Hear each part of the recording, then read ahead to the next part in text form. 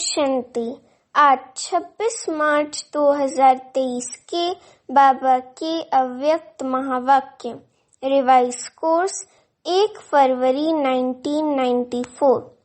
मुरली का टॉपिक है त्रिकालदर्शी स्थिति के श्रेष्ठ आसन द्वारा सदा विजयी बनो और दूसरों को शक्ति का सहयोग दो। बाप दादा कहते, आज त्रिकालदर्शी बाप दादा अपने सर्व मास्टर त्रिकालदर्शी बच्चों को देख रहे हैं। त्रिकालदर्शी बनने का साधन बाप दादा ने हर बच्चे को दिव्य बुद्धि का वरदान व ब्राह्मण जन्म की विशेष सौगात दी है, क्योंकि दिव्य बुद्धि द्वारा ही बाप को, अपने आप को और तीनों कालों को स्पष्ट जान सकते हो। दिव्य बुद्धि तथा याद द्वारा ही सर्व शक्तियों को धारण कर सकते हो। इसीलिए पहला वरदान दिव्य बुद्धि है। दिव्य सोने जैसी बुद्धि में ही ज्ञान भी ठहर सकता है, ज्ञान भी धारण हो सकता है। इसीलिए पहला वरदान है दिव्य बुद्धि का।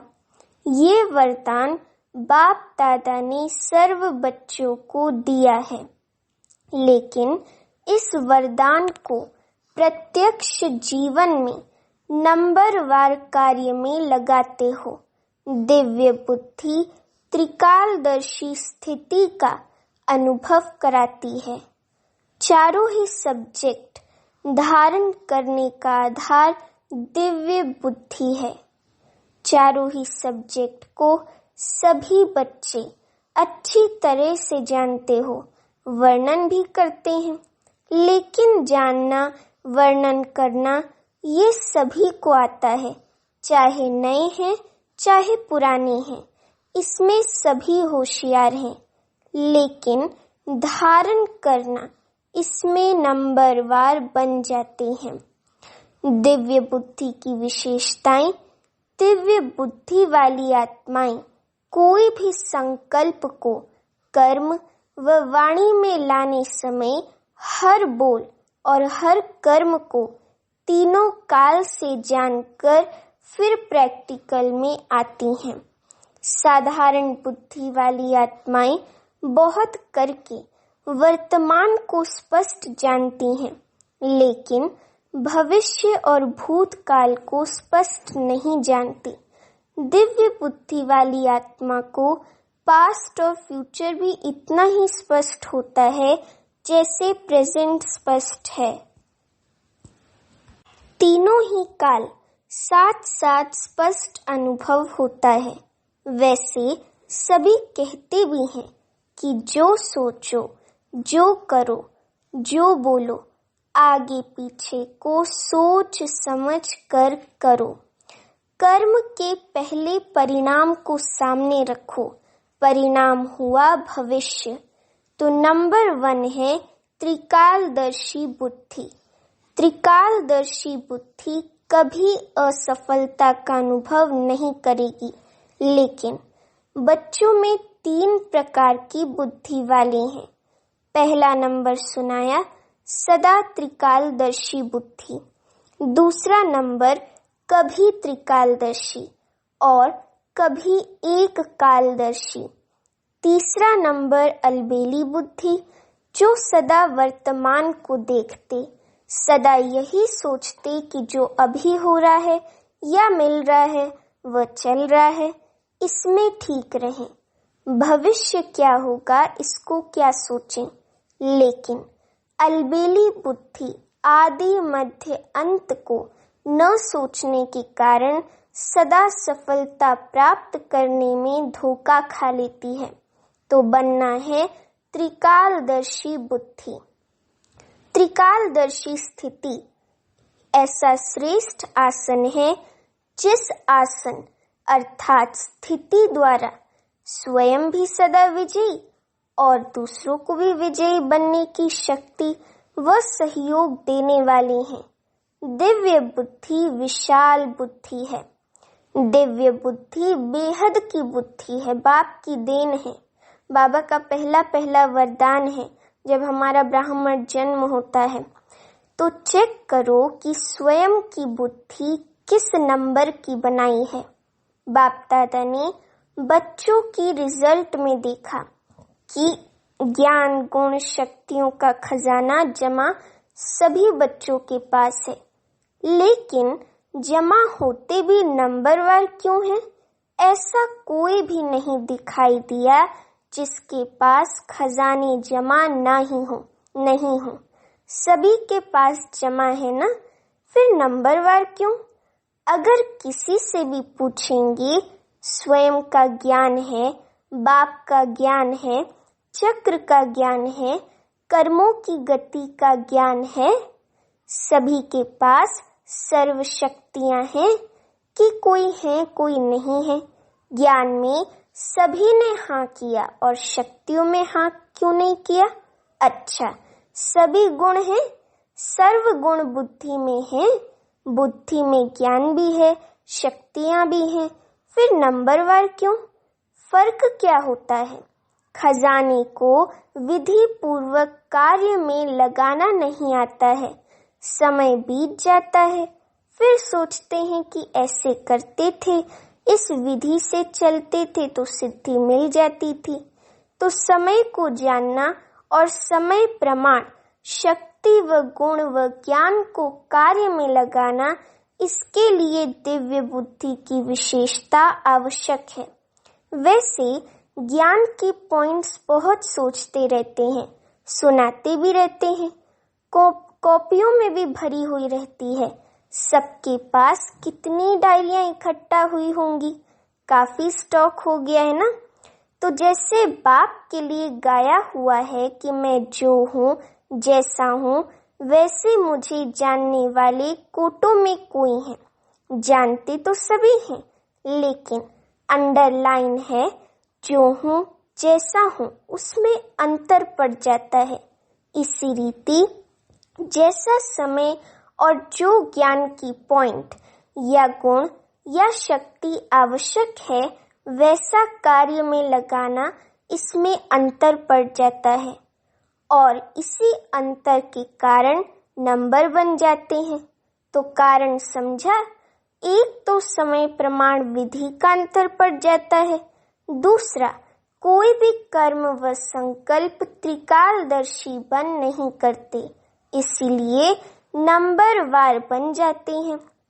कोई भी संकल्प बुद्धि में आता है तो संकल्प है बीज, वाचा और कर्मणा बीज का विस्तार है। अगर संकल्प अर्थात बीज को त्रिकालदर्शी स्थिति में स्थित होकर चेक करो, शक्तिशाली बनाओ, तो वाणी और कर्म में स्वतः ही सहज सफलता है ही है। संकल्प को चेक नहीं करते, अर्थात बीज शक्तिशाली नहीं होता, तो वाणी और कर्म में भी सिद्धि की शक्ति नहीं रहती। लक्ष्य सभी का सिद्धि स्वरूप बनने का है ना, तो सदा सिद्धि स्वरूप बनने की विधि जो सुनाई, उसको चेक करो। बीच बीच में बुद्धि अलबेली बन जाती है, इसलिए कभी सिद्धि अनुभव करते और कभी मेहनत अनुभव करते। बाप दादा का सभी बच्चों से प्यार की निशानी है कि सब बच्चे सदा सहज सिद्धि स्वरूप बन जाएं। आपके जड़ चित्रों द्वारा भक्त आत्माएं सिद्धि प्राप्त करती रहती हैं, तो चैतन्य में सिद्धि स्वरूप बने हो, तब तो जड़ चित्रों द्वारा भी और आत्माएं सिद्धि प्राप्त करती रहती हैं। तो त्रिकालदर्शी स्थिति में स्थित रहती हैं, तो त्रिकालदर्शी स्थिति समर्थ स्थिति है। इस समर्थ स्थिति वाले व्यर्थ को ऐसा सहज समाप्त कर देते हैं, जो स्वप्न मात्र भी व्यर्थ समाप्त हो जाता है। अगर त्रिकालदर्शी बुद्धि द्वारा कर्म नहीं करते हैं, तो व्यर्थ का बोझ बार बार ऊंचे नंबर में अधिकारी बनने नहीं देता। तो दिव्य बुद्धि का वरदान सदा हर समय कार्य में लगाओ। बाप दादा ने पहले भी इशारा दिया है कि ज्ञानी योगी आत्माएं बने हो। अब ज्ञान और योग की शक्ति को प्रयोग में लाने वाले प्रयोगशाली आत्माएं बनो। जैसे साइंस की शक्ति का प्रयोग दिखाई देता है ना, एक्सपेरिमेंट, लेकिन साइंस की शक्ति के प्रयोग का भी मूल आधार क्या है? आज जो भी साइंस ने प्रयोग कर साधन दिए हैं, उन सब साधनों का आधार क्या है? साइंस के प्रयोग का आधार क्या है? मेजॉरिटी देखेंगे लाइट से। लाइट है, लाइट द्वारा ही प्रयोग होता है। अगर कंप्यूटर भी चलता है तो किसके आधार से? कंप्यूटर माइट है, लेकिन आधार लाइट है ना। तो आपके साइलेंस की शक्ति का भी आधार क्या है? लाइट है ना। जब वे प्रकृति की लाइट द्वारा एक लाइट अनेक प्रकार के प्रयोग प्रैक्टिकल में करके दिखाती है, तो आपकी अविनाशी परमात्म लाइट, आत्मिक लाइट और साथ साथ प्रैक्टिकल स्थिति लाइट, तो उससे क्या नहीं प्रयोग हो सकता? आपके पास स्थिति भी लाइट है और मूल स्वरूप भी लाइट है। जब भी कोई प्रयोग करना चाहते हो तो पहले अपने मूल आधार को चेक करो। जैसे कोई भी साइंस के साधन को यूज करेंगे तो पहले चेक करेंगे ना कि लाइट है या नहीं है।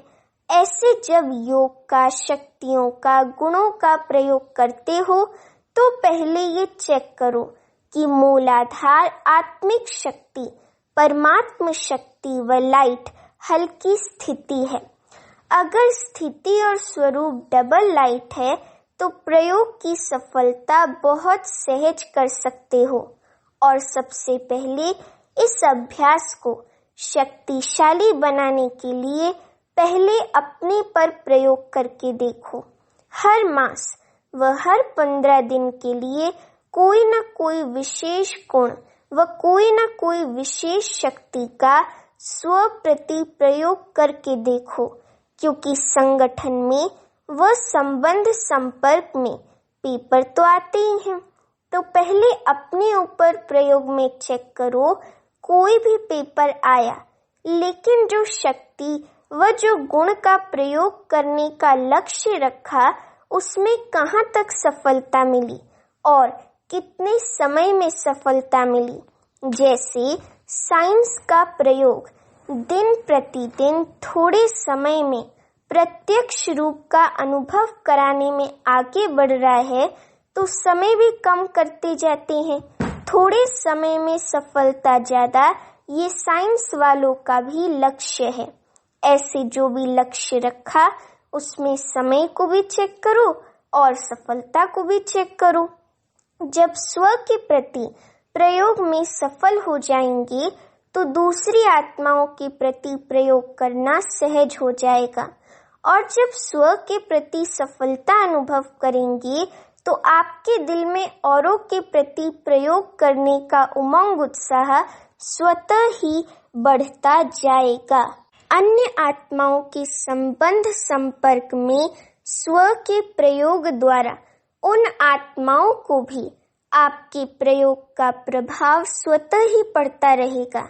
जैसे एक दृष्टांत सामने रखो कि मुझे सहन शक्ति का प्रयोग करना है, तो जब स्वयं में सहन शक्ति का प्रयोग करेंगे तो जो दूसरी आत्माएं आपकी सहन शक्ति को हिलाने के निमित्त हैं, वो भी बच जाएंगी ना, उनका भी तो किनारा हो जाएगा। और जैसे छोटे छोटे संगठन में रहते हो, सेंटर्स हैं, तो सेंटर्स पर छोटे संगठन है ना, तो पहले स्व के प्रति ट्रायल करो, फिर अपने छोटे संगठन में ट्रायल करो। संगठन रूप में कोई भी गुण व शक्ति के प्रयोग का प्रोग्राम बनाओ। उससे क्या होगा? संगठन की शक्ति से उसी गुण व शक्ति का वायुमंडल बन जाएगा, वाइब्रेशन फैलेगा और वायुमंडल व वाइब्रेशन का प्रभाव अनेक आत्माओं के ऊपर पड़ता ही है। तो ऐसे प्रयोगशाली आत्माएं बनो। पहले स्वयं में संतुष्टता का अनुभव करो, फिर औरों में सहज हो जाएगा, क्योंकि विधि आ जाएगी तो विधि से सिद्धि हो जाती है। जैसे साइंस के कोई भी साधन को पहले सैंपल के रूप में प्रयोग करते हैं, फिर विशाल रूप में प्रयोग करते हैं, ऐसे आप पहले स्वयं को सैंपल की रीति से यूज करो। जितना ये प्रयोग करने की रुचि बढ़ती जाएगी, बुद्धि मन इसमें बिजी रहेगा, तो छोटी छोटी बातों में जो समय लगाते हो, शक्तियां लगाते हो, उनकी बचत हो जाएगी। सहज ही अंतर्मुखता की स्थिति अपनी तरफ आकर्षित करेगी, क्योंकि कोई भी चीज का प्रयोग और प्रयोग की सफलता स्वतः ही और सब तरफ से किनारा करा देती है। ये प्रयोग तो सभी कर सकते हो ना, कि मुश्किल है। इस वर्ष प्रयोगशाली आत्माएं बनो। समझा क्या करना है? और हरेक स्वयं के प्रति प्रयोग में लग जाएंगे तो प्रयोगशाली आत्माओं का संगठन कितना पावरफुल बन जाएगा।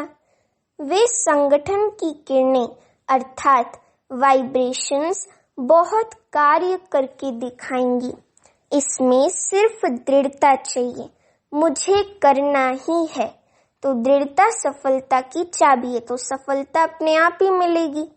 दूसरों के अलबेलेपन का प्रभाव नहीं पड़ना चाहिए, आपकी दृढ़ता का प्रभाव औरों पर पड़ना चाहिए, क्योंकि दृढ़ता की शक्ति श्रेष्ठ है या अलबेलेपन की शक्ति श्रेष्ठ है।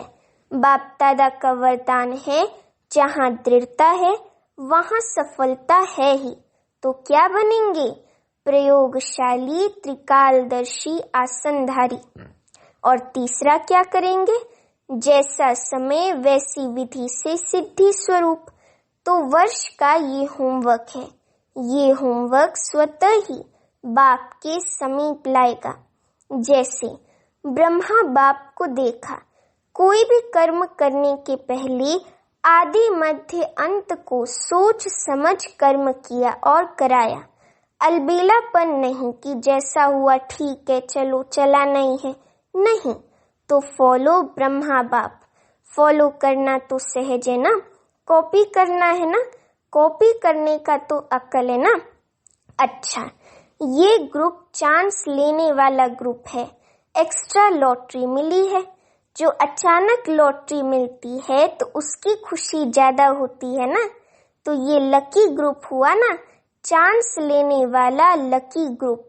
दूसरे सोचते रहते कब जाएंगे, और आप पहुंच गए। अब डबल विदेशियों का टर्न शुरू होने वाला है। भारतवासियों ने अपनी लॉटरी ले ली। चारों ओर के डबल विदेशी बच्चों ने जो रिट्रीट का प्रोग्राम बनाया है, उसमें मेहनत अच्छी की। विशेष निमित्त आत्माओं को समीप लाने की विधि अच्छी है, और जितना हिम्मत रख आगे बढ़ते रहे हैं, उतनी सफलता हर वर्ष श्रेष्ठ ते श्रेष्ठ मिलती रही है। ऐसे अनुभव होता है ना। कोई समय था जो निमित्त विशेष आत्माओं से संपर्क करना भी मुश्किल लगता था, और अभी क्या लगता है?